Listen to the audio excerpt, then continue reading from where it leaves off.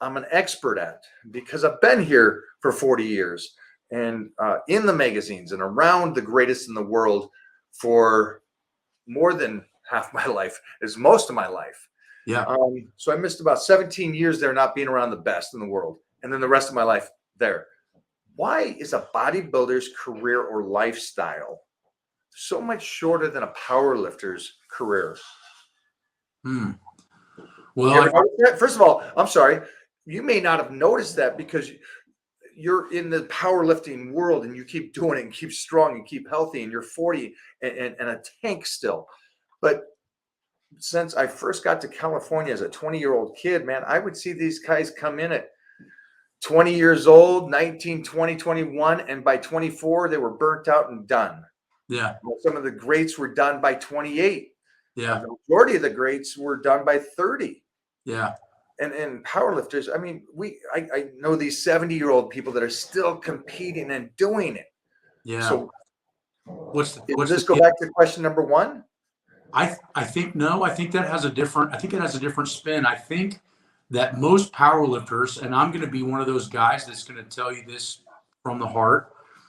I think almost every powerlifter starts to get into weight training because they see bodybuilding first. Maybe more our generations, but because there weren't the internet, there wasn't Instagram. So I didn't know about Bill Kazmaier until as a kid, I thought I saw Arnold Schwarzenegger in a movie, or I saw Sylvester Stallone, guys you see all the time at Gold's. And I think initially what gets people into working out is aesthetics. And what I figured out is that my waist, even at 16, was already thick and very conducive to squatting and deadlifting massive weights. I feel that some of that particular scenario starts from the fact that most powerlifters are not as genetically gifted aesthetically as bodybuilders from the rip, right? Like, okay, I want to talk with Flex Wheeler. He said he trained his arms really hard for a whole summer, and it put 3 inches on his arms in one summer. Now, the average bodybuilder is going to have to bust his ass for years and years and years to get good. And I remember one of the big pivotal points in my career was I was 19 years old going on 20, and I squatted 700 pounds. And Ed Cohen saw me at that meet doing that because it was very close to Chicago. And Ed Cohen came up to me and goes, if you can hold on for another 10 years, you're going to be a world record squatter, or at very minimum, way over 800 pounds. This is 1999, where an 800-pound squat was nearly unheard of. Yeah. Especially at a young age. And so the first thing most people would think is, well, shit, if I got to last 10 more years, then I don't want to do this anymore. That's not, I want to do it next week. And for me, and just the same as you, is our passion lies in the travel down the trail, not the end of the trail. I'm not looking at the goal. I want to be able to train hard forever. And how do I do that? Would that be, I don't care about the result. I care about what I'm becoming. Yes. There's two huge differences. Most people go, I'm doing this so I can get this. Well, what if it doesn't come quick? Where you were doing this to become something more. Right. I wanted to learn the process. And it all started because at 19, 20, I knew that I wanted to be a strength coach. I didn't know if I wanted to do it at, say, a pro NFL level or a college level, but I knew I would love to have you as a strength coach. Oh. And here's the thing, though, is that I never wanted to tell somebody to do something that I wasn't willing to do 100% myself. That's the drive for me to be world record holder. That's the drive for me to go into the gym every day. It's when I have these firemen and these guys, these special ops guys that I take care of, I do not want them to look at me as I do this and this, right?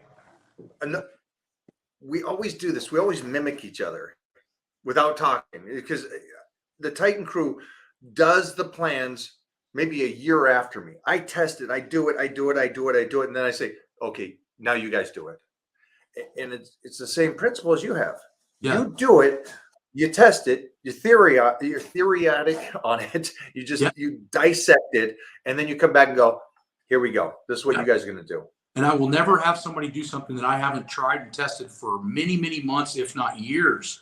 And every freaking manual that I put out on my website, I have bled to learn that information. And even a couple of those mesocycles are based off of your training and it's got your name on it. It says Michael Hearn training loading, and it's the power building cycle where you go ultra heavy to start like a power lifter, and then you go into your bodybuilding stuff at the end. And that's shit that I learned from you.